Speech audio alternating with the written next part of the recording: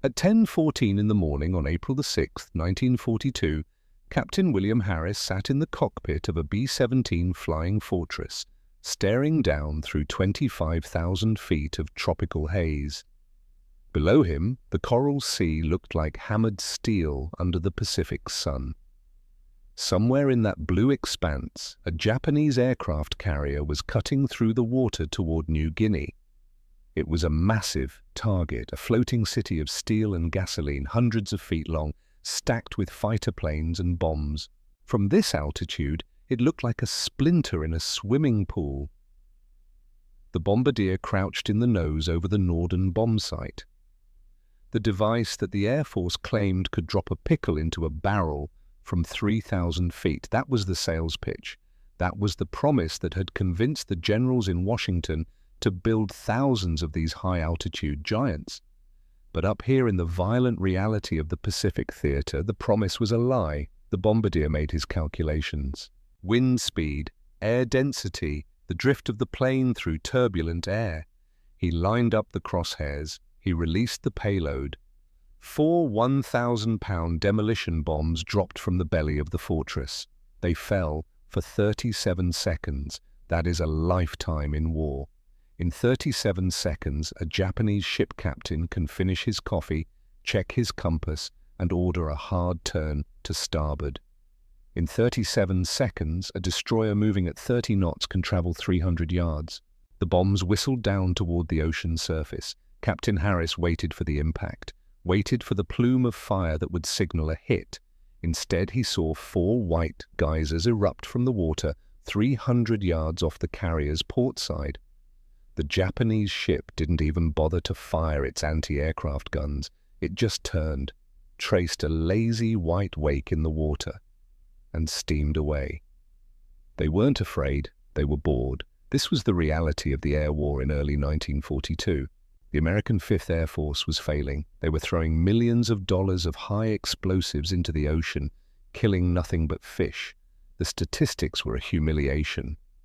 Against moving ships, high-altitude level bombing had a success rate of less than 1%. 1%. You had a better chance of winning the lottery than hitting a Japanese destroyer from 20,000 feet. The Japanese knew it. Their convoy commanders stopped zigzagging. They stopped sailing at night. They sailed right down the coast of New Guinea in broad daylight, their decks stacked with troops and supplies, laughing as the American bombs splashed harmlessly into the sea a mile away. They called the American bombers blue sky noise. Loud, impressive, completely useless. In the humid, mosquito-choked officers' club at Port Moresby, the mood was poisonous. Pilots were risking their lives flying obsolete machines through tropical storms, only to watch their missions fail over and over again. They knew the doctrine was broken. The manual said to fly high to avoid anti-aircraft fire. The manual said the Norden bomb site was a miracle weapon, but the manual was written by men in air-conditioned offices in Washington, D.C., men who had never tried to hit a destroyer that was turning at 30 knots while a Zero fighter chewed up their tail. The pilots needed a new way to fight. They needed to get lower. They needed to get personal. But the planes they had were not built for a street fight. They were built for a sniper shot that they could never make. Enter Major Harlan Maddox. Most men called him Pappy. He was 42 years old, ancient for a combat pilot in a war fought by boys who could barely shave. He didn't look like a bomber commander. He looked like a man who had walked out of a mechanic's garage after a 3-day shift, wiping grease off his hands with a rag that was older than the war. He had a face like a crumpled road map, deep lines around the eyes, a jaw that looked like it had been carved from hardwood. His hands were scarred from tools and burns, and the 1,000 small injuries that came from fixing airplanes in the middle of nowhere. Before the war, Harlan Maddox had founded an airline in the Philippines. Not a desk job, not a management position. He had built the company from the ground up, one plane at a time. He knew every bolt, every rivet, every wire in an aircraft because he had installed them himself. In the jungle, with nothing but a wrench and a vocabulary that would make a sailor blush. He could strip an engine blindfolded. He could diagnose a fuel pump failure by the sound it made. He could land a twin-engine transport on a dirt strip in a monsoon and walk away without a scratch. But Pappy Maddox wasn't just an expert mechanic. He was a man burning with a cold, terrifying rage. When the Japanese invaded the Philippines in December of 1941, Maddox had been away on a mission, ferrying supplies to a forward base, routine work. He was supposed to be back in Manila by Christmas. He never made it. The Japanese captured the city while he was in the air. They moved fast, faster than anyone had expected. By the time Maddox landed at a coastal airstrip and heard the news, it was too late. His wife was still in Manila. Eleanor Maddox, 38 years old, the woman who had followed him from Texas to the middle of the Pacific because she believed in what he was building, the woman who could fix a carburetor as well as she could cook a Sunday roast, the woman who had given him 4 children and a reason to wake up every morning. His 4 children were still in Manila. A 14-year-old boy, a 12-year-old girl, a 9-year-old boy, a 6-year-old girl. The Japanese threw them all into the Santo Tomas internment camp. Maddox didn't know if they were alive. He didn't know if they were being fed. He didn't know if they were being tortured or starved or worked to death in the tropical heat. All he knew was that every Japanese ship that reached New Guinea brought more soldiers, more supplies, more time for the enemy to fortify their hold on the Pacific, more time for his family to suffer in a prison camp while he sat helpless thousands of miles away. Every ship that the high-altitude bombers missed was a personal insult to Harlan Maddox. He didn't care about Air Force doctrine. He didn't care about safety regulations written by engineers who had never seen combat. He wanted to sink ships. And he wanted to do it now. 4 months had passed since Manila fell. 4 months without a single letter, without a telegram, without any word from the Red Cross or the War Department or anyone who might know if Eleanor and the children were still breathing. 4 months of flying missions that accomplished nothing, watching bombs fall into empty water, listening to radio reports of more Japanese convoys steaming south with impunity. 4 months of rage that had crystallized into something harder than steel. Maddox walked around the B-25 Mitchell bomber sitting on the airstrip at Port Moresby. It was a good plane, fast, sturdy, twin engines that could push it through weather that would ground lesser aircraft. But it was designed by committee thinking, the same kind of thinking that had failed everywhere else. It had a glass nose, a greenhouse, a delicate observation deck made of plexiglass and aluminum frames. Inside that glass nose sat the bombardier and his useless Norden bomb sight. The nose was fragile. A single bullet from a Japanese rifle could shatter the glass and kill the man inside. It carried one pitiful .30 caliber machine gun on a flexible mount. A defensive weapon meant to scare away fighters, not to kill ships. Maddox didn't look at the B-25 like a pilot. He looked at it like a brawler, sizing up a heavy rock. He saw potential that the engineers had missed. The B-25 had twin engines that generated 3,400 horsepower. It was a muscle car with wings. It was fast enough to outrun most fighters at low altitude. It was tough enough to absorb damage and keep flying, but it was being used wrong. Maddox had an idea. A radical, insane idea that had been forming in his mind for weeks as he watched mission after mission fail. He wanted to strip out the bombardier, throw the Norden bomb sight into the trash, take that fragile glass nose and turn it into a solid wall of gunfire. His plan was simple and brutal. He wanted to mount 450 caliber machine guns directly into the nose of the aircraft, not on flexible mounts where a gunner had to aim them. No, he wanted them fixed, bolted to the frame, pointing straight ahead. He wanted to aim the entire airplane like a giant rifle. He wanted to strap 4 more 50 caliber guns to the sides of the fuselage in blister packs. 8 heavy machine guns total, all triggered by a single button on the pilot's control yoke. When he fired that button, the plane would unleash a storm of lead that could cut a destroyer in half. He wouldn't need to drop bombs from 5,000 feet. He could fly in at deck height, 50 feet off the water, and sweep the enemy ship with a fire hose of bullets, kill the anti-aircraft gunners, shred the bridge, suppress the enemy fire so completely that he could skip his bombs into the side of the hull like a stone skipping across a pond. It was a concept called strafing, but on a scale no one had ever attempted. Fighters strafed, bombers bombed. That was the rule. Maddox wanted a bomber that strafed like a battleship. He drew up the sketches on napkins and scrap paper. He calculated the weight. He calculated the ammunition feed chutes. He worked out the firing angles and the recoil forces and the structural loads on the airframe. Then he sent the proposal up the chain of command. The response from the experts was immediate and scathing.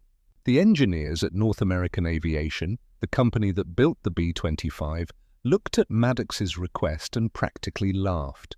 They sent urgent telegrams to General Marcus Thornton, Maddox's commander at Port Moresby. They explained in very technical and very condescending terms why Major Maddox was an idiot. Chief Engineer Roland Cunningham led the charge. Cunningham was a man who had spent 20 years designing aircraft in climate-controlled facilities in California. He had degrees from prestigious universities. He had awards from aeronautical societies. He had never been shot at in his life. His telegram to General Thornton was 5 pages long. The summary was simple. The nose of the B-25 was not structural. It was a lightweight frame meant to hold glass. Not heavy artillery. If you mounted 4 heavy machine guns in there, the recoil alone would tear the front of the plane off. The vibration would shatter the instrument panel. The whole thing would disintegrate in mid-air. And then there was the weight. A 50 caliber Browning M2 machine gun weighed nearly 85 pounds. 4 of them weighed 340 pounds. Add in the ammunition, thousands of rounds of copper-jacketed lead, another 500 pounds, adding nearly 1,000 pounds of dead weight to the absolute tip of the airplane would ruin the center of gravity. The engineers warned that the plane would be nose-heavy. They said it would be impossible to take off. The nose would drop as soon as the wheels left the ground, and the plane would plow into the jungle at 100 miles an hour. It would act like a lawn dart. They called it a death trap. They called it a suicide sled. They forbade the modification. They told General Thornton to keep his pilots under control and stop them from ruining expensive government property with their backyard experiments. The B-25 was a medium-altitude bomber. It was certified for bombing, not for dogfighting. The manual was clear, the physics were clear, the answer was no. General Marcus Thornton was a practical man. He had flown combat missions in the First World War, when airplanes were made of wood and canvas and held together with wire and prayers. He had survived being shot down twice. He had walked out of the jungle in France with a bullet hole in his leg and a burning hatred for people who told him what couldn't be done. But he also had a career to protect. Washington was watching. The brass wanted results, but they wanted results that followed procedure. They wanted victories that looked good in reports and fit neatly into doctrinal manuals. An unauthorized modification to a bomber that violated every engineering standard was not going to make anyone in Washington happy. Thornton called Maddox into his office. The office was a sweltering plywood shack that smelled like mildew and cigarette smoke.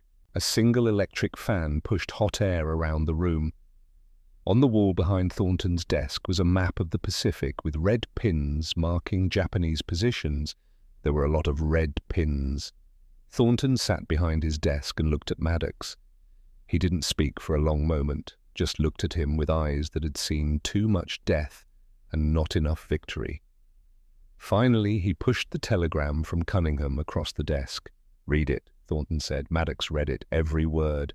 every condescending technical explanation, every warning about structural failure and catastrophic accidents. When he finished, he set the telegram down on the desk. "Washington says no," Thornton said. "The engineers say you'll die. They say the plane will break apart in the air and kill everyone on board." Maddox said nothing. "They're ordering me to stand you down," Thornton continued. "They're saying this modification is forbidden, illegal, a violation of safety protocols and manufacturer specifications." Maddox's jaw tightened, but he didn't speak. "Do you understand what I'm telling you?" Thornton asked. "Yes, sir," Maddox said. Thornton leaned back in his chair. He pulled a cigarette from his pocket and lit it. The smoke curled up toward the ceiling fan. "You're dismissed," Thornton said. Maddox stood, saluted, turned toward the door. "Maddox," Thornton said. Maddox stopped. "There's a wrecked B-25 in the boneyard," Thornton said. "Crashed on landing 2 weeks ago. Nose is smashed. Engines are seized. It's destined for the scrap heap." Maddox turned back. Thornton was looking at him with an expression that might have been a smile, or might have been something else entirely. "I didn't say anything about fixing wrecked aircraft," Thornton said. "Only operational ones." The two men looked at each other. Then Maddox nodded once and walked out. That night, Harlan Maddox walked out to the boneyard at the edge of the airfield. It was a graveyard of twisted metal and broken dreams, planes that had been shot down or crashed, or simply worn out by the brutal conditions of the Pacific Theater. The wrecked B-25 sat at the far end. The nose was crushed. One landing gear was collapsed. The propellers were bent like twisted coat hangers. It was junk. It was perfect. Maddox gathered 3 mechanics he trusted, men who were just as tired of losing as he was, men who had families back home and rage in their hearts. He didn't ask them if they wanted to help. He just told them what they were going to do. They worked at night, under the glare of handheld flashlights and kerosene lanterns, hiding their work from the inspection teams that came through during the day. They didn't have official parts. They didn't have factory conversion kits. They had a boneyard full of wrecked planes and their own ingenuity. Maddox told them to strip everything out of the nose: seats, sights, brackets, oxygen lines, the delicate map table, the cushioned bombardier station. Gut it all. They were going to rebuild the B-25 from the inside out, and they were going to do it with scrap metal and salvaged guns. The first step was demolition. They climbed into the nose of the bomber and ripped everything out. The padded seat where the bombardier sat, the mounting brackets for the Norden bomb sight, the instrument panel, the communication lines. When they were finished, the nose was just an empty aluminum shell, a hollow cone waiting to be filled with violence. Maddox's plan required 4 .50-caliber machine guns to be packed into a space the size of a broom closet. The aluminum skin of the nose was thin, designed to deflect wind, not to anchor artillery. If he simply bolted the guns to the floor the first time he pulled the trigger, the recoil would rip the guns backward through the cockpit and probably kill the pilot. He needed a frame. He needed steel. But there was no steel supply in Port Moresby. The supply ships brought food and bullets, not structural beams. So Maddox went hunting. He scoured through the wreckage of bombed-out buildings near the harbour. He cut steel girders from collapsed roofs. He dragged heavy iron rails from abandoned mining equipment left over from before the war. He welded a crude, heavy cradle inside the nose of the plane, a steel skeleton that looked more like bridge construction than aircraft engineering. The welding work was rough, ugly, but it was strong. Into this cradle, he bolted the 4 massive Browning M2 machine guns. Each one weighed 85 pounds. Each one could fire 700 rounds per minute. Each one could punch through armor plate at 1,000 yards. The muzzles protruded through holes cut in the aluminum skin. They looked like the snouts of angry dogs. But mounting the guns was only the first problem. The second problem was firing them. In a fighter plane, the guns were wired to a solenoid, an electrical trigger on the control stick. Simple, clean, factory installed. Maddox didn't have spare aviation solenoids. The Air Force didn't send spare parts for unauthorized modifications, so he improvised. The legend that spread around the airfield was that he raided the officers' club one night and cannibalized the solenoids from a broken slot machine, repurposing the mechanism that dispensed coins to dispense death. Whether it was slot machines or scavenged door latches or parts from a wrecked aircraft electrical system, Maddox rigged a homemade firing circuit. He connected all 4 nose guns to a single button on the pilot's control yoke. 1 button, 8 guns. He cut holes in the sides of the fuselage right below the cockpit windows, mounted 2 more guns in blister packs on each side, adding another 4 guns to the array. When the work was done, the B-25 looked absurd. It had so many gun barrels sticking out of its nose and sides that ground crews joked it looked like a porcupine. But the engineers back in the States had been right about one thing: the weight. The plane was critically unbalanced, nearly 1,000 pounds of guns, mounts and ammunition stacked in the nose. The center of gravity had shifted dangerously forward. On the ground, the nose strut compressed until it looked ready to snap. The tail of the plane felt light, ready to lift off the ground at the slightest breeze. If a pilot tried to land this thing without compensating, the heavy nose would slam into the runway first.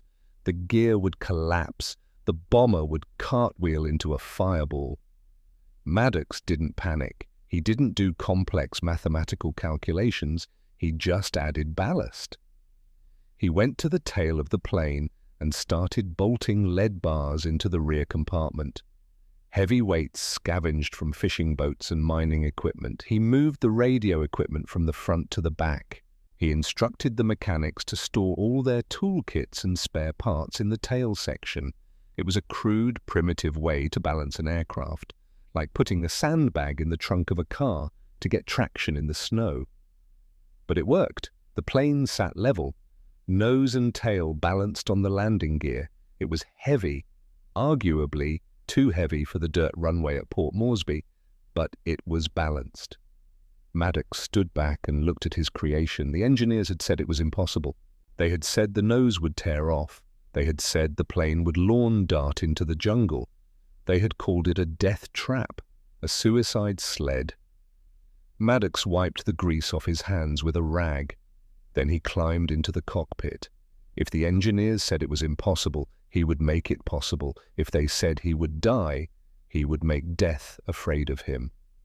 Somewhere across the ocean, Eleanor and his children were waiting, and every Japanese ship still floating was one more day they had to wait. The test flight was scheduled for dawn. Maddox didn't tell anyone except the 3 mechanics who had helped him build the beast.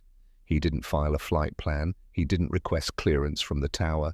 He just walked out to the boneyard in the pre-dawn darkness and climbed into the cockpit of the modified B-25. He wasn't going to let anyone else risk their neck in his creation if the engineers were right. If the nose tore off, if the plane disintegrated in mid-air or lawn darted into the jungle, then he would be the only one who died, not some 20-year-old kid with a family waiting for him back in Kansas. Just him. The cockpit smelled like aviation fuel and gun oil and fresh welding slag. The instrument panel had been hastily reinstalled after the nose modifications. Some of the gauges didn't work. The altimeter was questionable. So the compass needle trembled like it couldn't decide which way was north. None of that mattered. Maddox ran through the pre-flight checks by muscle memory. Fuel, oil pressure, magnetos, control surfaces, everything checked out, except for the fact that the nose of the aircraft was now 1,000 pounds heavier than the manufacturer had ever intended. He fired up the twin Wright Cyclone engines. They caught with a roar that echoed across the empty airfield. The plane vibrated with a deeper, heavier rattle than before. The whole airframe shook like a dog trying to shake off water. The 8 machine guns mounted in the nose and sides trembled in their crude, welded cradles. Maddox pushed the throttles forward and began taxiing toward the runway. The dirt strip at Port Moresby was 3,500 feet long. Carved out of the jungle by engineering battalions with bulldozers and sweat, it was barely adequate for a standard B-25 on a good day. This was not a standard B-25, and this was not a good day. Maddox lined up at the end of the runway. The jungle loomed at the far end like a green wall, a wall of trees 100 feet tall, a wall that would kill him if the plane didn't get airborne in time. He pushed the throttles to full power. The engines screamed. The propellers clawed at the humid tropical air. The plane started to roll, slowly at first, sluggishly. The nose-heavy beast fought against him. It wanted to stay on the ground, wanted to dig its reinforced steel nose into the dirt and refused to fly. Maddox held the yoke steady and watched the airspeed indicator climb. 40 knots, 50, 60. The plane was eating up runway, fast, faster than a normal B-25. The extra weight was killing his acceleration. The wheels pounded over ruts and rocks. The whole aircraft shuddered. 70 knots, 80. He was halfway down the runway and still on the ground. The jungle was getting closer. The trees were rushing toward him. Individual branches became visible. He could see vines hanging from the canopy. 90 knots. He pulled back on the yoke. Nothing happened. The nose stayed down. The heavy guns and steel cradle and ammunition belts all conspired to keep the front of the plane glued to the earth. 100 knots. 3/4 of the runway gone. Maddox pulled harder, muscles straining, willing the beast into the air through sheer force of will. The jungle filled his windscreen. 200 feet of runway left. 100 feet, 50 feet. The nose finally lifted, not smoothly, not gracefully. The plane clawed its way into the sky like a drunk man climbing a ladder. The wheels left the dirt, the landing gear tucked up reluctantly. The whole aircraft lumbered upward at an angle that would have made any flight instructor weep. Maddox cleared the treetops by less than 10 feet. Branches scraped the underside of the fuselage with a sound like fingernails on a chalkboard. But he was flying. The engines roared. The altimeter needle began to climb. The modified B-25 fought for every foot of altitude, but it was airborne. The engineers had said it would lawn dart into the jungle. They were wrong. Maddox leveled off at 500 feet and turned toward the ocean. His hands were steady on the controls. His heart was pounding like a jackhammer, but his face showed nothing, just the grim satisfaction of a man who had been told something was impossible and had just proved otherwise. He took the plane out over the Coral Sea, away from the airfield, away from anything that could be damaged if this experiment went catastrophically wrong. The water below was a deep blue-green, clear, beautiful, utterly indifferent to whether he lived or died. Maddox scanned the surface until he found what he was looking for, a wooden crate, floating debris from some long-forgotten cargo ship, about the size of a man, bobbing in the gentle swells, perfect.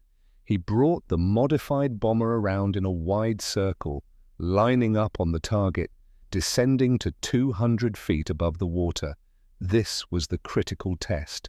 No one had ever fired 850 caliber machine guns from the nose of a medium bomber before. No one knew what would happen when all that firepower erupted simultaneously.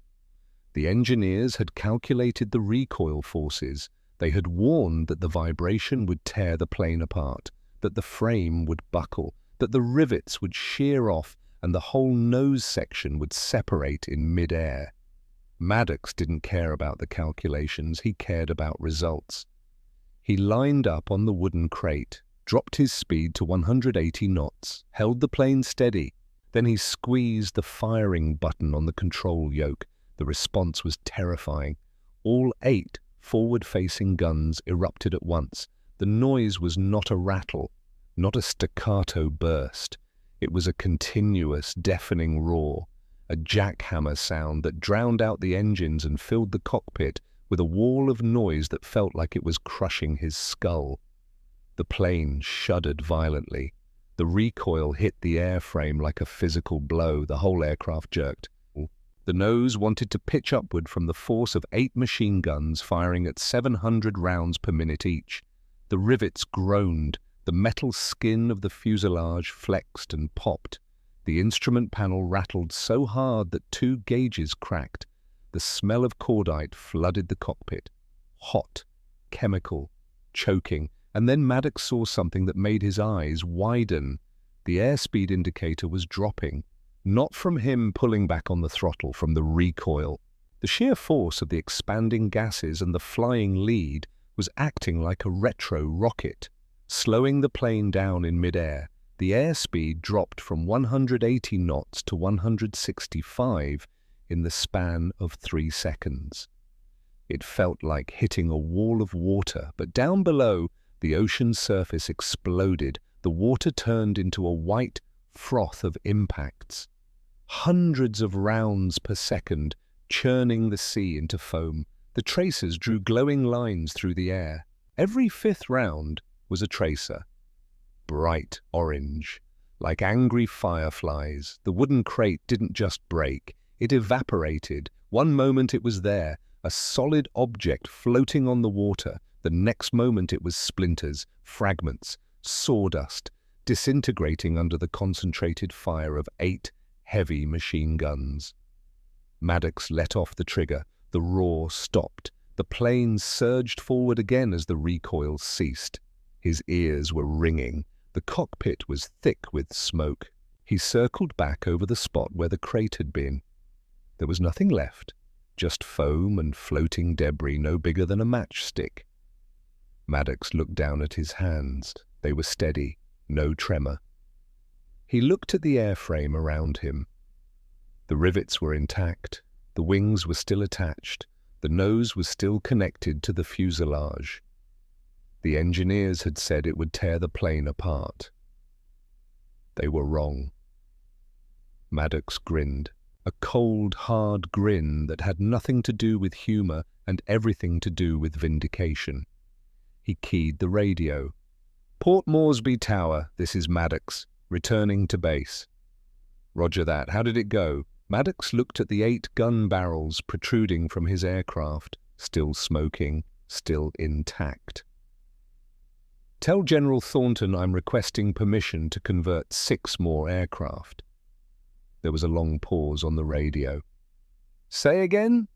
"6 more aircraft," Maddox repeated. "Same modifications.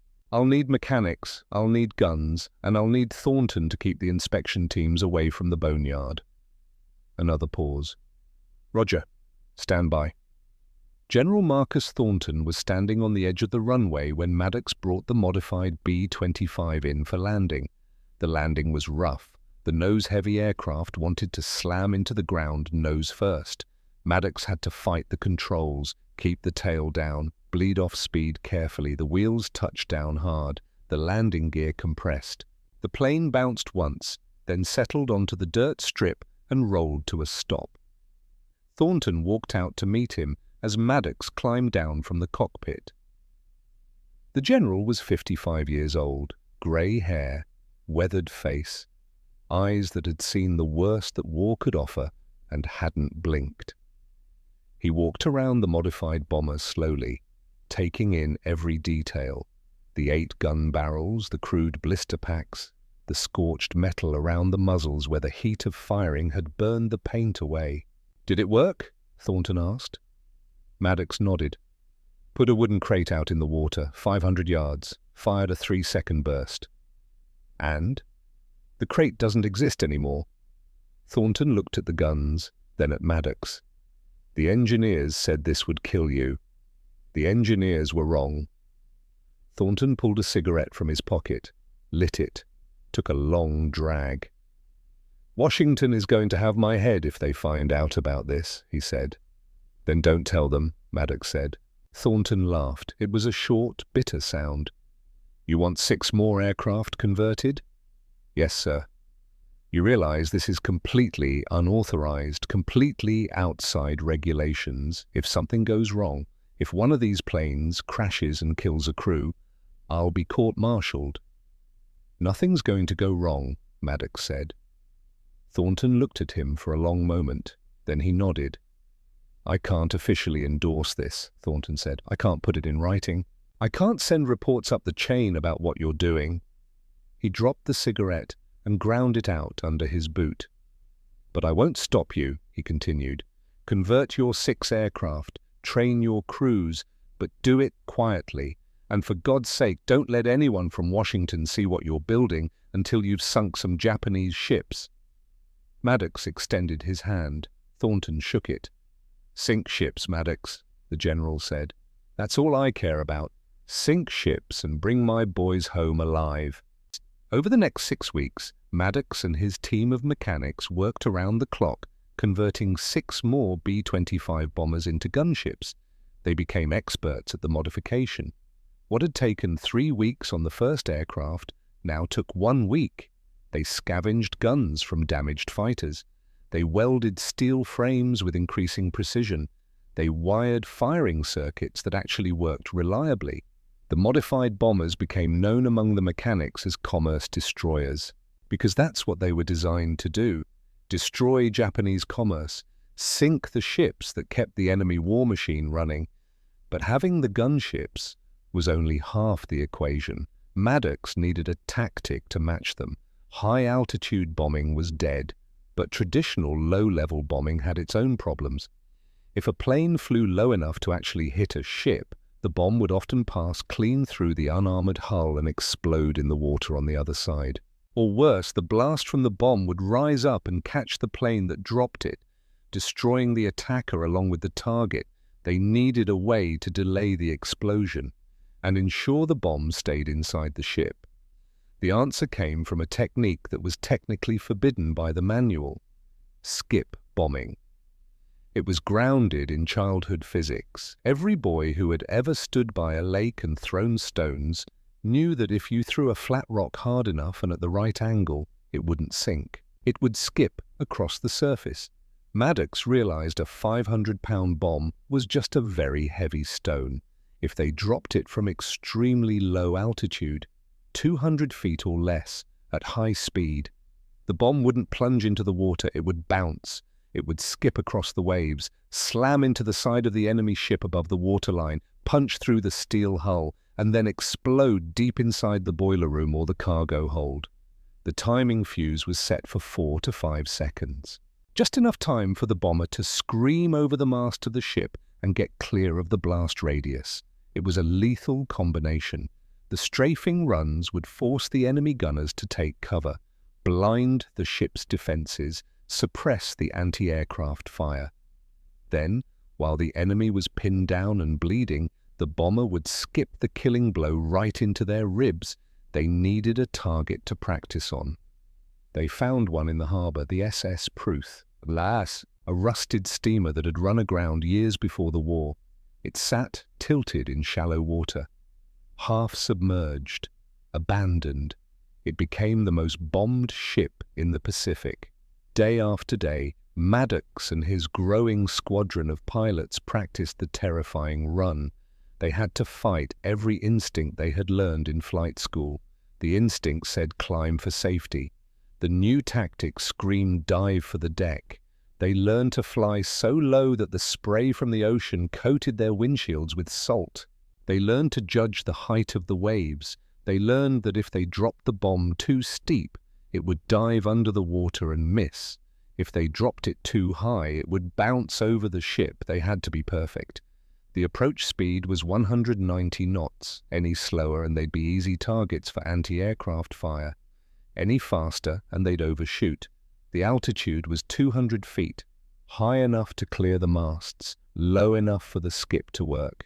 The release point was 300 yards from the target. 300 yards at 190 knots gave them approximately 3 seconds to line up, release, and pull up over the ship. 3 seconds to get it right or die trying. They practiced until the runs became automatic. Muscle memory, no thinking, just flying. Maddox flew every practice run himself. leading from the front, showing the younger pilots that it could be done, that the technique worked, and slowly, over weeks of relentless training, they got good at it.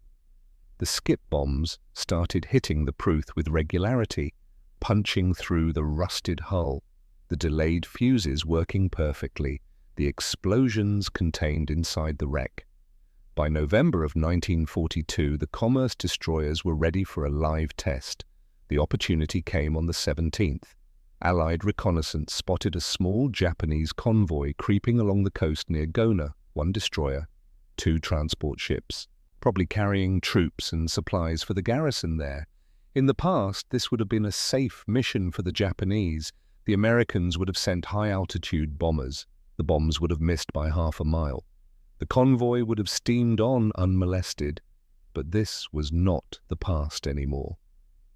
General Thornton called Maddox into his office. "We've got a convoy," Thornton said. "Small one, destroyer escort, 2 transports.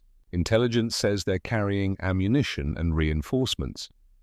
He spread a map on the desk, marked the convoy's position with a red grease pencil. "They'll be in range tomorrow morning," Thornton said. "You think your commerce destroyers are ready?" Maddox looked at the map.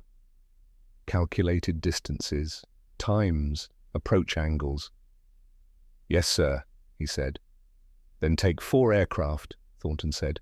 "Hit them hard, and come back alive." The next morning, November 17th, 1942, Harl and Maddox led a flight of 4 modified B-25s out of Port Moresby at dawn. They flew low, just above the treetops. Hugging the coastline, staying below Japanese radar coverage, the Japanese convoy was exactly where intelligence had said it would be, steaming south, confident, lazy, the destroyer in the lead, the 2 transports following behind like ducklings. They weren't expecting trouble. Why would they be? American bombers always attacked from high altitude, always missed. This was routine, safe. Maddox brought his flight down to 500 feet, then lower. Down to the deck, the propellers churned the humid air just above the wave tops. The Japanese lookouts on the destroyer saw the shapes approaching. They sounded the alarm, but there was confusion. These didn't look like torpedo bombers. They were coming in wrong, too fast, too low. And they weren't turning to make a torpedo run. They were coming straight at the ship. The Japanese captain ordered his anti-aircraft gunners to engage. The 25mm cannons swiveled, trying to track the incoming aircraft, but the geometry was all wrong. In a normal attack, the ship was a small target seen from above.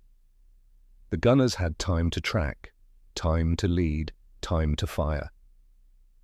In this attack, the ship was a massive wall of steel filling the bomber's windshield, and the bombers were closing at over 200 miles per hour. Maddox dropped to wave-top height, so low he could see individual faces on the destroyer's deck, so low the spray from his prop wash kicked up salt water. At 1,000 yards, he squeezed the firing button. 8 50-caliber machine guns erupted. The sound was apocalyptic, even over the roar of the engines, even through the thick canopy glass. The sustained fire created a pressure wave that rippled the air. The effect on the Japanese destroyer was instant and catastrophic. The bridge was delicate architecture, glass panels for visibility, thin plating to save weight. Navigation equipment exposed on open mounts. Under concentrated automatic weapons fire, it became a killing box. The plexiglass windows didn't just crack, they exploded inward in thousands of fragments. The wheel station disintegrated, chart tables flew apart. The ship's officers were caught in a metal storm that gave them no time to duck, no time to comprehend what was happening. The captain died with his binoculars still raised to his eyes. The anti-aircraft crews on the forward deck had no shelter. They stood behind their gun mounts in open positions, designed to give them wide fields of fire against aircraft attacking from above. Against an attack coming straight at them at deck level, they were completely exposed. The stream of tracers and armor-piercing rounds swept over them like a pressure washer, clearing debris from a sidewalk. Gun crews simply ceased to exist. The weapons themselves were punctured. Ammunition lockers detonated in secondary explosions. The suppression was total. Within 5 seconds, the destroyer had gone from a fighting ship to a helpless target. No one at the helm, no one manning the guns, just fires and screaming and the smell of cordite. Maddox roared over the destroyer at mast height. The sound of his engines mixed with the screaming of dying men and the hammering of the guns. Behind him, the other 3 commerce destroyers followed, each one adding its own storm of fire to the carnage. Then they moved to the transports. The transport ships were slow, fat, helpless, packed with troops who had no weapons, capable of fighting back against aircraft. Maddox lined up on the first one, dropped to exactly 200 feet, accelerated to precisely 190 knots. The numbers burned into his muscle memory from weeks of practice. At 300 yards, he released the 500-pound bomb. It fell away from the belly of the plane, hit the water with a dull smack, skipped once, skipped twice, and slammed into the side of the transport just above the waterline. The bomb punched through the thin steel hull and disappeared inside. Maddox pulled up hard, clearing the mast by 20 feet, banking away. He counted in his head. 1, 2, 3, 4. The bomb detonated. The explosion was muffled, contained inside the hull, but the effect was devastating. The ship shuddered. A gout of smoke and flame erupted from the deck hatches. The hull plates buckled outward. Water rushed in through the massive hole torn in the side. The transport began to list immediately. The other commerce destroyers hit the second transport with the same precision, skip bombs slamming home, delayed fuses working perfectly, physics and violence combining into unstoppable force. Within 8 minutes, both transports were sinking. Men jumped into the water, life jackets scattered across the surface, oil spread in rainbow slicks.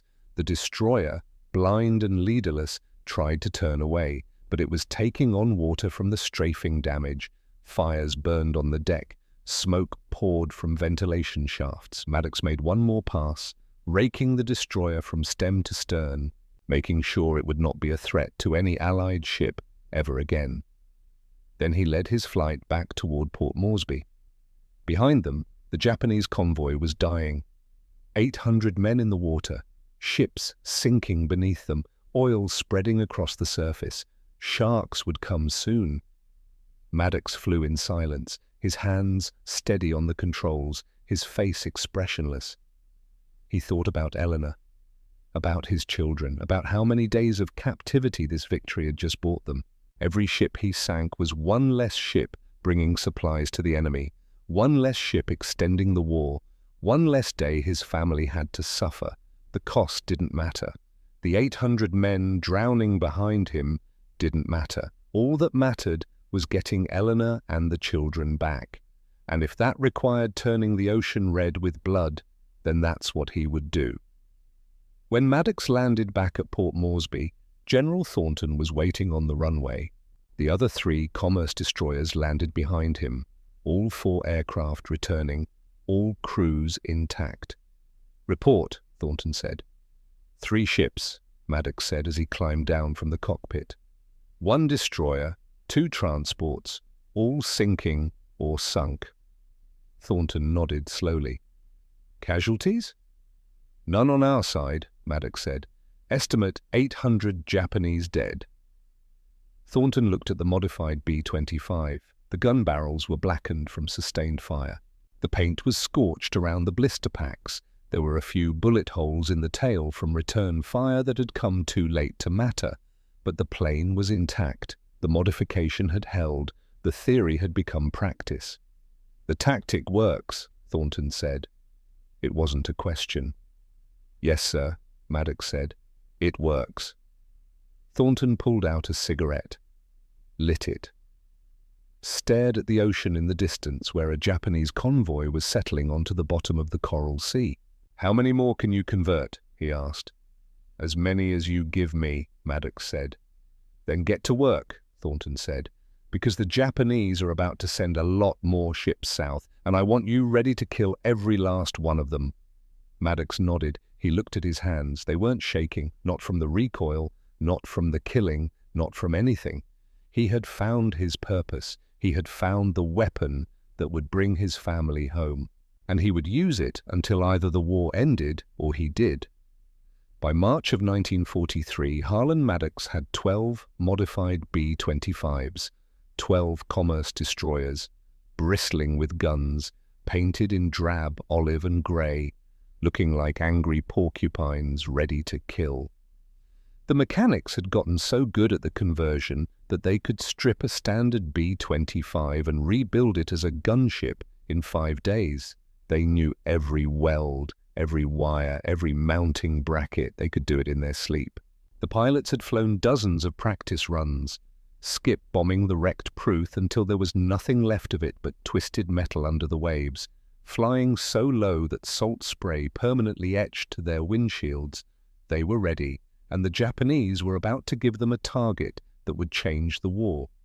In Tokyo, the Imperial General Staff was planning Operation 81, a massive convoy to reinforce the garrison at Leh on the New Guinea coast, 8 destroyers for escort, 8 enormous transport ships packed with troops and supplies, 7,000 men of the Imperial Japanese Army, drums of aviation fuel, crates of ammunition, spare parts for aircraft, artillery pieces, everything needed to fortify the stronghold and push the Allies back into the sea.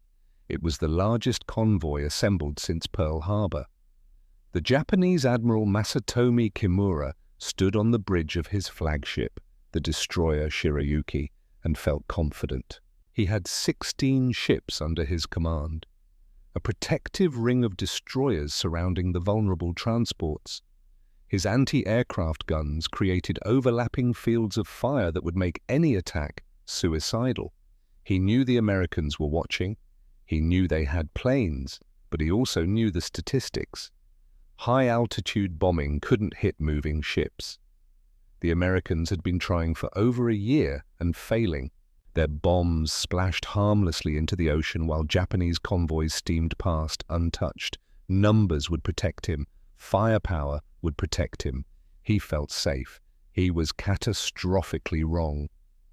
At Port Moresby, General Marcus Thornton spread aerial reconnaissance photos across his desk. The images showed the Japanese convoy forming up in Rabaul Harbor. 16 ships, clear as day, the largest concentration of enemy naval power seen in months. He looked up at Maddox. "This is it," Thornton said. "This is the big one. Intelligence says they're heading for Leh. If that convoy gets through, New Guinea falls. We lose the entire campaign, everything we've fought for." Maddox studied the photos, counted the ships, calculated the firepower, estimated the anti-aircraft coverage. "How many commerce destroyers can I take?" he asked. "All 12, Thornton said. "Everything we have, plus high-altitude B-17s to draw their attention upward, plus P-38 fighters for cover against Zeros." He paused, looked Maddox in the eye. "Stop them," Thornton said. I don't care how. I don't care what it costs. Just stop them." Maddox nodded. But before he could leave, there was a knock on the door. A staff officer entered. Behind him was a man Maddox recognized immediately from the scathing telegrams that had tried to kill his project months ago. Chief Engineer Roland Cunningham from North American Aviation, the same engineer whose 5-page technical analysis had declared the commerce destroyer a death trap. The man who had tried to have the program shut down before it even began. Cunningham looked older than his 56 years. His suit was wrinkled from tropical humidity. Sweat stained his collar. He carried a briefcase full of what Maddox assumed were more regulations and warnings. Thornton's jaw tightened. "General," Cunningham said without preamble, "I've been sent by the company to conduct a formal assessment of the unauthorized B-25 modifications. I'm here to observe operations and file a comprehensive report with the War Department." He looked at Maddox with barely concealed disdain. "I assume you're the mechanic responsible for this experiment?" Maddox said nothing. Cunningham opened his briefcase and pulled out documents. Engineering specifications, safety protocols, manufacturer warranties stamped with official seals. "These modifications violate every airworthiness standard," Cunningham said. "I've been authorized to recommend their immediate cessation. The aircraft must be returned to factory specifications before someone gets killed." Thornton stood up slowly. His chair scraped against the wooden floor. "Mr. Cunningham," he said, his voice was calm, dangerously calm. "Tomorrow morning, Major Maddox is leading a strike against the largest Japanese convoy in the Pacific Theater. 12 bombers, 96 men. The outcome of this entire campaign depends on that mission." He walked around the desk. "You will observe the mission from a B-17 flying top cover," Thornton continued. "You will see what these modified aircraft can accomplish, and then, after the mission is complete, after we've either won or lost this battle, you will write your report." Cunningham opened his mouth to protest. "That's not a request," Thornton said. "That's an order from the theater commander. You're in a war zone now, Mr. Cunningham, and in war zones, engineers watch before they talk." Cunningham closed his mouth, looked at Maddox with obvious distaste and something else. Fear, maybe, or doubt. "I'll be watching," Cunningham said. "And when those aircraft fail, when they break apart in the air or crash due to structural flaws, I will document every detail for the Board of Inquiry." Maddox met his gaze, held it, let the silence stretch, then he spoke for the first time. "Watch carefully, Mr. Cunningham," Maddox said. "Then write your report about what's impossible."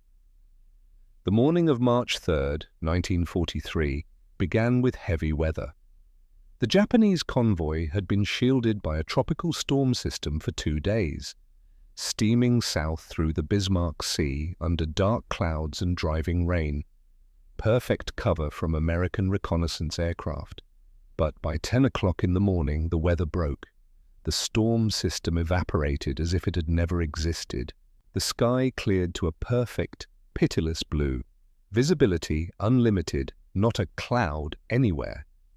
Admiral Kimura stood on the bridge of the Shirayuki and looked at the crystalline weather with mixed feelings. It meant they could make better time to lay, but it also meant they were completely exposed. Still, 16 ships, overlapping anti-aircraft fire from dozens of gun positions. The Americans would have to be suicidal to attack at low altitude, and high altitude had never worked. Not once in 18 months.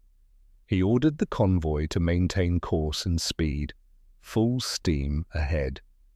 At 1000 hours exactly, the first wave appeared. High above, at 7,000 feet, American B-17 flying fortresses materialized out of the sun. 8 of them. The same heavy bombers that had been missing ships for a year and a half. The Japanese captains did exactly what they were trained to do. They ordered hard turns, evasive maneuvers designed to throw off the bombing calculations. The destroyers heeled over sharply, carving white zigzags in the blue water. Their anti-aircraft guns barked at the sky. 25mm cannons, 40mm guns, all pointed upward. The B-17S opened their bomb bay doors and began dropping ordnance.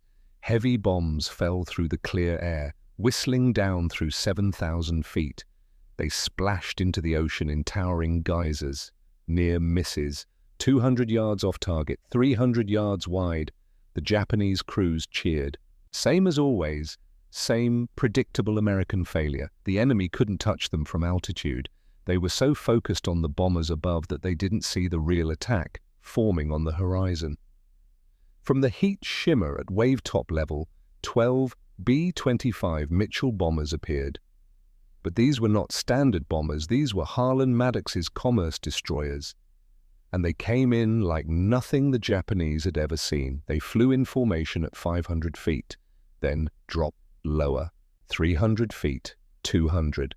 The The formation spread out into a line abreast formation nearly a mile wide, 12 aircraft, 96 forward-facing machine guns, approaching at 230 miles per hour. It looked like the charge of cavalry across an open field, except this field was water and the cavalry had wings. The Japanese lookouts finally screamed warnings, but the shape of the attacking planes confused them. They didn't look like torpedo bombers. The angle was wrong. The altitude was wrong. And they weren't dropping anything. They were just flying straight at the destroyers like they intended to ram them. On the bridge of the destroyer Arashio, the captain shouted orders. His anti-aircraft gunners tried to swivel their weapons downward, depressing the barrels to engage targets at sea level instead of altitude.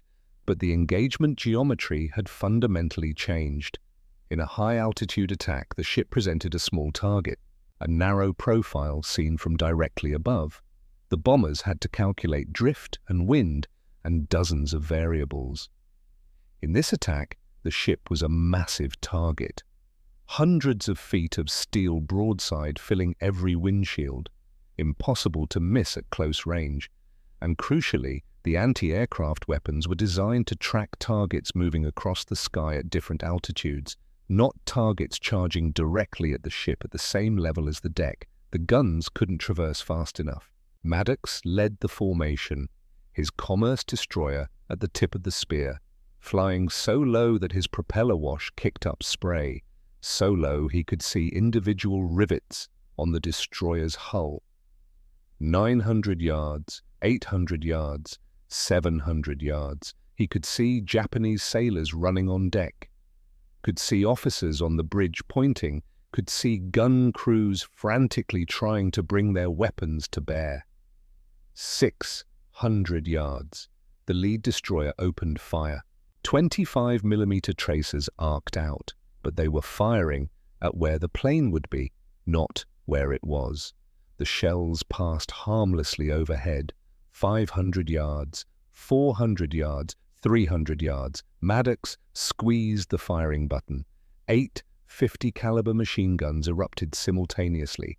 This was the moment that changed naval warfare forever. It wasn't about dropping explosives anymore. It was about applying overwhelming kinetic force at point-blank range. Each commerce destroyer was firing 8 to 10 heavy machine guns at once. The combined rate of fire for a single plane was approximately 6,000 rounds per minute. With 12 planes attacking in a coordinated strike, the air in front of the Japanese convoy was being filled with over 70,000 armor-piercing bullets every 60 seconds.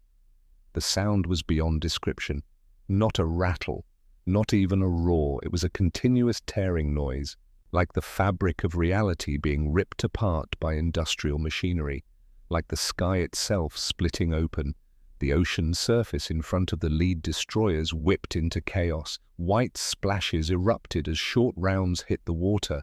The tracers created glowing highways of death, every fifth round burning orange, drawing luminous lines from the attacking planes to the target ships. Then the bullets found steel. Command bridges were designed for peacetime visibility.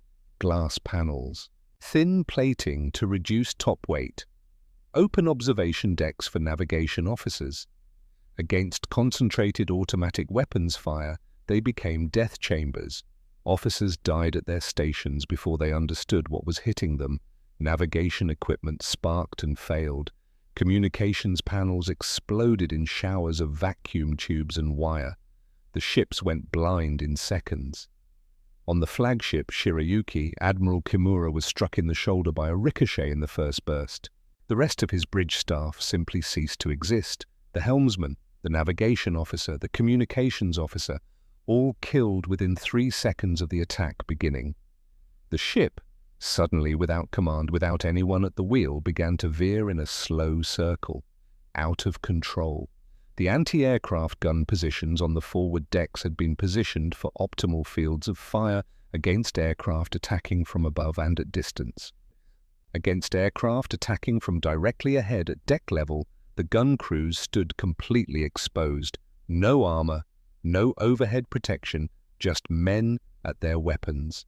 The concentrated fire from 12 commerce destroyers didn't give them a chance to fight back, didn't give them time to duck. Gun mounts became coffins. The weapons themselves were punctured and destroyed. Ammunition-ready racks detonated. Within 10 seconds, organized resistance from the destroyer screen had collapsed completely. Not suppressed, not reduced, eliminated. The ships were no longer fighting because there was no one left alive on deck to pull triggers. Maddox roared over the Shirayuki at mast height. The sound of his engines mixed with secondary explosions and the screams of dying men and the roar of fires spreading across wooden deck planking. Behind him, the other 11 commerce destroyers followed in sequence, each adding its weight of fire, each passing over the destroyers like avenging angels delivering judgment. Then they moved to Phase 2, skip bombing. The pilots held their course, flying through the smoke of their own gunfire, so low that turbulence from their own propeller wash rocked the planes. They had practiced this moment 100 times, on the Pruth wreck, in training runs, in their sleep. Now it was real. The transports loomed ahead, huge, slow, packed with thousands of men who had nowhere to run. Maddox lined up on the nearest transport, his airspeed locked at 190 knots, his altitude exactly 200 feet. The numbers burned into his muscles from repetition. 200 yards from the target, he reached for the bomb release. 150 yards, 100 yards. He toggled the release. The 500-pound bomb dropped away from the belly mounting. Physics took over. The bomb struck the ocean surface at an optimal angle determined by weeks of trial and error. Velocity and mass overcame water resistance. The bomb ricocheted, first bounce at 70 yards, second bounce at 35 yards, the trajectory flat and deadly, then impact. The bomb struck the transport's hull just above the waterline, exactly where the armor plating was thinnest, where internal bulkheads were designed for cargo space, not battle damage. The bomb punched through, disappearing into the interior of the ship. Maddox pulled up hard, climbing over the transport's superstructure with 20 feet of clearance, banking away as his wingmen made their runs. He counted 1, 2, 3, 4. Deep inside the transport, the delayed fuse completed its circuit. The explosion gutted the ship from within. Not a dramatic fireball for newsreels. This was industrial-scale destruction. The blast wave ruptured fuel bunkers, ignited ammunition stores, buckled the keel. The ship shuddered like a living thing in its death throes. Smoke and flame erupted from every hatch and porthole. The hull plates peeled outward. Water rushed in through the massive wound. The transport began listing immediately. 15 degrees, 20 degrees. Men poured onto the deck, some jumping into the ocean, some trapped below as watertight doors were sealed by damage control parties fighting a losing battle. Across the convoy, the same scene repeated 11 more times. Skip bombs slamming home with mechanical precision, delayed fuses creating maximum internal damage, transports breaking apart from the inside out. The destroyer Tukitsukaze took a skip bomb directly amidships. The 500-pound bomb detonated in the main engineering space, where the boilers and turbines were concentrated, where the structural keel had to support maximum stress loads. The explosion was catastrophic. The ship's keel snapped, not bent, not damaged, broken completely in half. The laws of physics took over. The bow and stern sections, no longer connected by structural integrity, folded upward. Rising out of the water at impossible angles, the ship that had been 300 feet of deadly warship became 2 separate pieces of scrap metal. Men slid down the tilting decks, screaming, falling, plunging into the sea. The Tukitsukaze sank in less than 3 minutes. 400 men went down with it. The Arashio, already burning and drifting from the strafing attack, took a skip bomb in the stern. The explosion destroyed the rudder and propulsion systems. The ship went dead in the water, listing heavily, fires spreading uncontrolled. But the transports suffered worst. They were never designed for combat, just cargo haulers. Thin-skinned, packed with troops and supplies and fuel, the commerce destroyers lined up on them methodically, one after another, like a firing squad executing condemned men. The transports tried to turn, tried to maneuver, but they were too slow, too cumbersome, too doomed. The wooden deck planking splintered under strafing fire. Aviation fuel drums ruptured and ignited. Flames spread across entire ships in minutes. The skip bombs followed, punching through hulls never designed to resist explosive force, detonating inside cargo holds packed with ammunition crates and fuel barrels. Some transports exploded, just disintegrated in massive fireballs. Others broke in half, just like the Tokitsukaze, structural failure from internal detonations. Others capsized, rolling over completely, trapping hundreds of men inside as the ships went turtle. Japanese troops abandoned ship by the thousands, jumping into the ocean, some with life jackets, most without. The water offered no safety. The commerce destroyers came around for second passes, third passes, a conveyor belt of systematic destruction. One plane would complete its run and peel off, another would be already lining up. There was no pause, no respite, no mercy. The battle lasted 2 hours, but the outcome was decided in the first 10 minutes. By noon, the Bismarck Sea was a graveyard. 7 of 8 transports were sinking or already on the bottom. 4 of 8 destroyers had been destroyed. The remaining ships were crippled, on fire, adrift. American A-20 Havoc attack bombers and P-38 Lightning fighters moved in to finish off the survivors, strafing lifeboats, bombing the crippled ships that were trying to limp back to Rabaul. It wasn't war anymore, it was extermination. The sheer volume of ordnance that Maddox's squadron had delivered was staggering. Tens of thousands of rounds of .50 caliber ammunition expended, dozens of 500-pound bombs delivered with surgical precision. The tactic that the engineers had called impossible had worked with horrifying efficiency. The skip bombs had proven more effective than torpedoes could ever be. Torpedoes could be dodged, could malfunction, could be decoyed.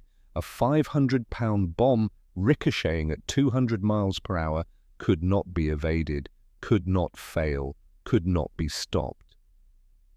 The hit rate had gone from less than 1% at high altitude to nearly 100% at deck level. As the smoke cleared over the Bismarck Sea in the early afternoon, the magnitude of the victory became undeniable. Debris fields stretched for miles, lifeboats scattered across the water, oil slicks spreading in rainbow patterns, bodies floating in life jackets. Over 3,000 Japanese soldiers were dead or dying in the water. The reinforcement of New Guinea had been stopped cold, annihilated before it could reach shore. The Japanese would never attempt a large-scale convoy run to New Guinea again. From this day forward, they would be reduced to submarine runs and small barge traffic at night, starving their garrisons slowly, ceding the initiative permanently.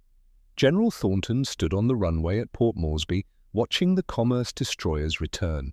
They came in one by one, some trailing smoke from battle damage, some with holes punched in wings and fuselages, all of them scorched and battered. But they all came back. 12 aircraft launched, 12 aircraft recovered, 96 men sent into battle, 96 men returned, not a single loss. Beside Thornton stood Chief Engineer Roland Cunningham, the man who had come to shut down the program, to write condemnation reports, to prove that the modifications were dangerous and unsound. Cunningham had watched the entire battle from a B-17 flying at 7,000 feet. He had seen everything through binoculars, had watched ships break in half, had seen the systematic destruction of an entire enemy convoy. When Maddox climbed down from his aircraft, Cunningham walked over to meet him. The engineer looked at the commerce destroyer up close for the first time. The crude blister packs welded to the fuselage, the scorched metal around gun ports, the bullet holes from return fire that had come too late. the gun barrels that had fired thousands of rounds and were burnt blue from sustained heat. The plane looked like it had flown through hell, because it had. Cunningham extended his hand. Maddox looked at it for a moment, then shook it. "I was wrong," Cunningham said. His voice was quiet, almost defeated. "The calculations were correct, the physics were sound, but we missed something fundamental." He gestured at the 12 commerce destroyers lined up on the runway. "We calculated what the aircraft could withstand," Cunningham continued. "We never calculated what you could accomplish despite the aircraft. The determination, the innovation, the refusal to accept limitations." He looked Maddox in the eye. "How soon can you teach us how to build these properly?" Within 2 weeks, urgent communications went from Port Moresby to North American Aviation Headquarters in Kansas City. Not reprimands, not warnings, blueprints, specifications, detailed engineering drawings. The company that had threatened to void warranties and called the modifications a death trap now wanted to know everything, every weld point, every gun mount dimension, every electrical circuit. They retooled entire sections of their factory floor. The result was the B-25J model.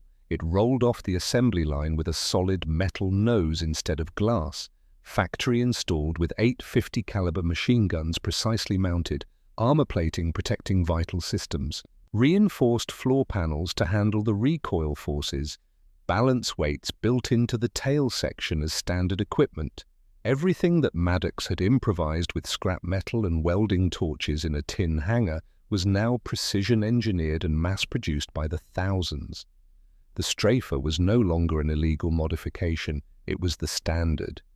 Every B-25J that roared off the production line in 1944 and 1945 was a steel tribute to a man who had refused to accept impossible. But for Harlan Maddox, the victory at Bismarck Sea was not about engineering validation or changing military doctrine. It was about time. Every ship he sank shortened the war. Every mission brought him one day closer to Eleanor and his children. The war ground on. 1943 became 1944. The Allies pushed north through the Pacific, island by bloody island, atoll by contested atoll. Maddox kept flying, kept fighting, kept tinkering. He mounted a 75mm cannon in the nose of a B-25, a literal artillery piece that fired shells the size of wine bottles. He developed rocket rails for air-to-ground strikes. He pushed every technological envelope until it tore, always searching for a way to kill the enemy faster, to end the war sooner, to get back to his family. In February of 1945, American forces finally reached Manila. The 1st Cavalry Division, supported by infantry and armor, smashed through the Japanese defensive lines. They fought street by street, building by building.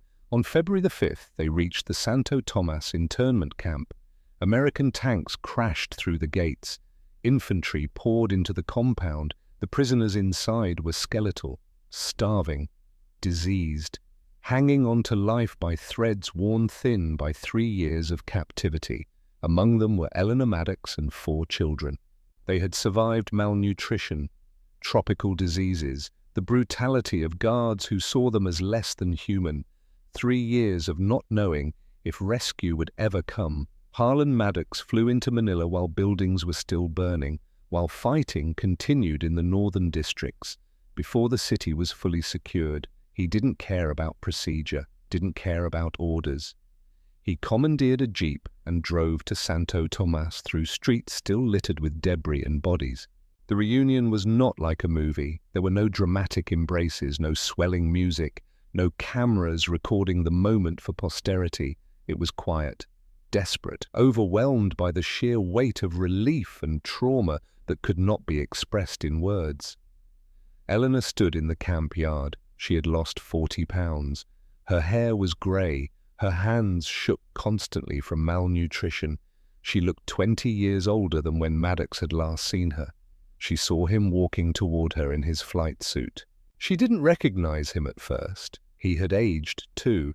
His face was leaner, harder, carved by 3 years of rage and violence and sleepless nights in tropical heat.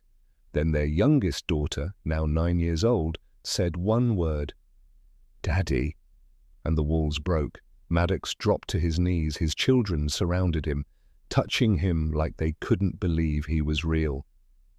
Eleanor stood there shaking, unable to move, unable to process that the nightmare was over. "I fought my way back to you," Maddox said, his voice rough, breaking. "Every single day, every ship, every mission, I was fighting my way back." Eleanor finally moved, collapsed into his arms, and for the first time in 3 years, Harlan Maddox allowed himself to stop fighting. After the war ended in August of 1945, Maddox retired from the military with the rank of lieutenant colonel. He returned to the Philippines, to the country he had helped liberate, the country where his family had suffered. He started a new airline, Philippine Airlines, using surplus C-47 transports to move people and cargo across the islands, helping to rebuild a nation torn apart by war. He flew transport missions, quiet work, peaceful work, no guns, no bombs, no killing. He was a legend in the Pacific, the godfather of the strafer, the mechanic who had changed air warfare, the man who had told the experts to go to hell and then proved them all wrong. But Harlan Maddox never talked about the war, never gave interviews, never attended reunions or ceremonies. He just flew his routes, spent time with Eleanor and his children, tried to forget the things he had done to bring them home. But there is a cruel irony that often follows men of war. They survive the flak and the fighters and the crash landings. They survive tropical diseases and combat stress and 1,000 ways to die in battle, only to fall to the mundane dangers of peacetime. On October 16, 1957, Harlan Maddox was flying a small Beechcraft transport over the central Philippines. He encountered a severe thunderstorm, the kind of weather he had flown through 100 times during the war, in a B-25 with 2 engines and rugged construction. But a Beechcraft is not a B-25. The storm was too powerful, the turbulence too severe. The plane went down in the jungle, in the green silence of the mountains.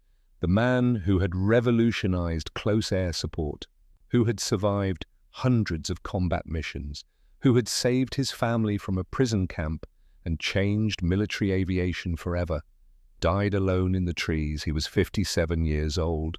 Eleanor Maddox lived another 23 years after her husband's death.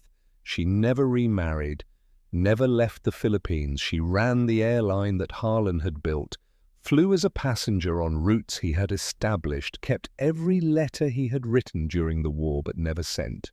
Letters he had composed in the hangar while welding gun mounts, letters written after missions with hands still shaking, letters that said things he could never say out loud.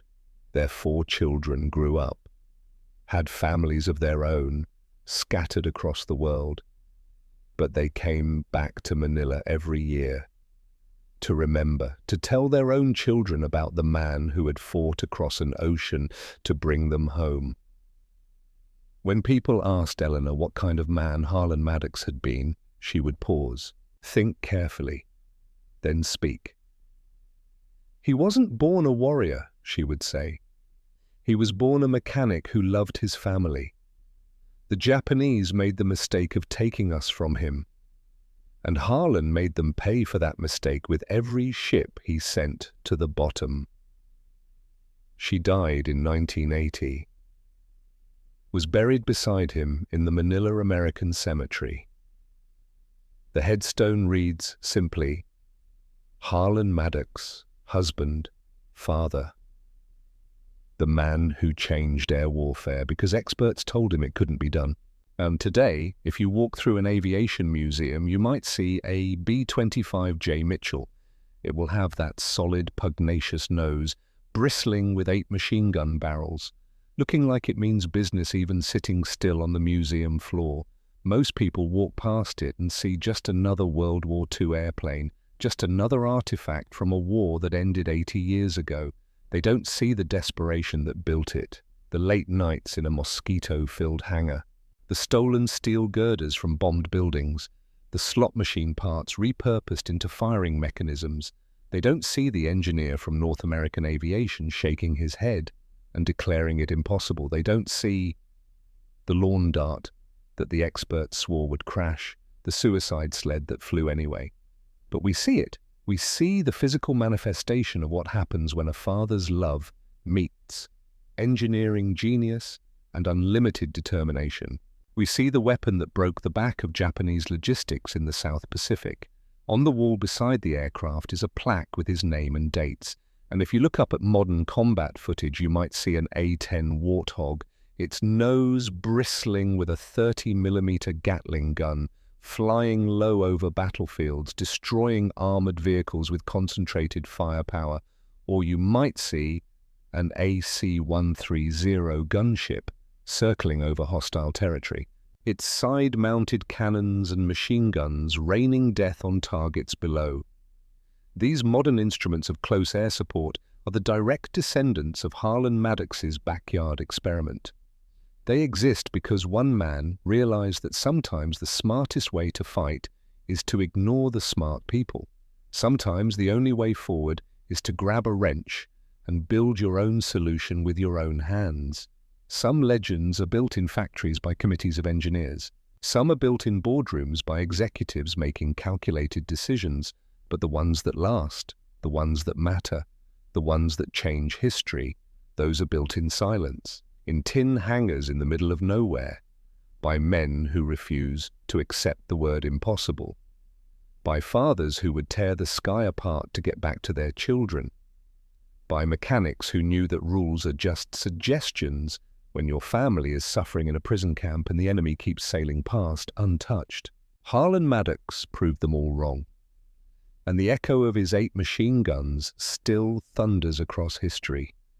Every time a close air support aircraft engages ground targets, every time overwhelming firepower saves soldiers on the ground, every time someone says it can't be done and someone else does it anyway, that's Harlan Maddox, still fighting, still refusing to quit, still making the impossible possible.